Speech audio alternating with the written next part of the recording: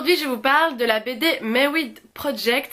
Alors au scénario et dialogue c'est Léo et Corinne Jamard et au dessin c'est Fred Simon. Je vais d'abord vous expliquer un petit peu l'univers de l'histoire, voilà le monde dans lequel se passe l'histoire, avant de vous la raconter pour un peu mettre les bases et comprendre dans quel univers on est. Alors en fait c'est de la science-fiction, hein. On est dans un futur assez proche, il n'y a plus de pétrole, hein. Ça fait sourire parce que clairement nous aussi on va y arriver un jour. Et donc des entreprises, des sociétés créent du méthane pour pallier à ça en fait. La nouvelle ressource d'énergie c'est le méthane. Par exemple une société utilise des algues et les fermente et comme ça crée du méthane pour les avions. Donc le monde est complètement différent. Par exemple à Paris, voilà la tour Eiffel, il reste plus que la moitié. New York est un peu considéré comme le tiers-monde. Maintenant c'est le Brésil qui est le nouveau New York. On assiste à plein de nouvelles technologies, par exemple le ciment qui absorbe le CO2. Voilà, on est dans un futur assez proche avec des nouvelles technologies. Alors pour l'histoire, en fait on va débuter sur des personnes qui vont recevoir une lettre anonyme leur disant que le cercueil qui vient d'arriver en France ne contient pas leur fille. Voilà, leur fille était à New York et est décédée, donc il y a un rapatriement.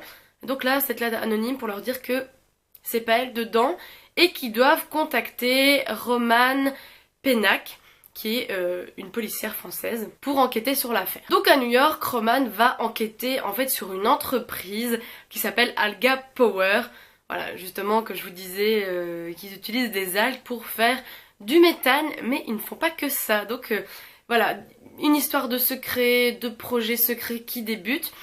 Et donc voilà, là vous avez complètement la référence du titre Married Project, donc c'est le projet Sirène. Donc voilà, là je vous spoil rien, c'est écrit dans le titre, hein, le projet Sirène, cette entreprise ont le projet de créer une sirène. En plus le frère de Romane travaille dans cette entreprise, donc comme ça elle va essayer en savoir plus avec lui. Et Romane va être aidée dans son enquête par un dauphin qui s'est échappé de l'entreprise et qui veut libérer ses amis dauphins.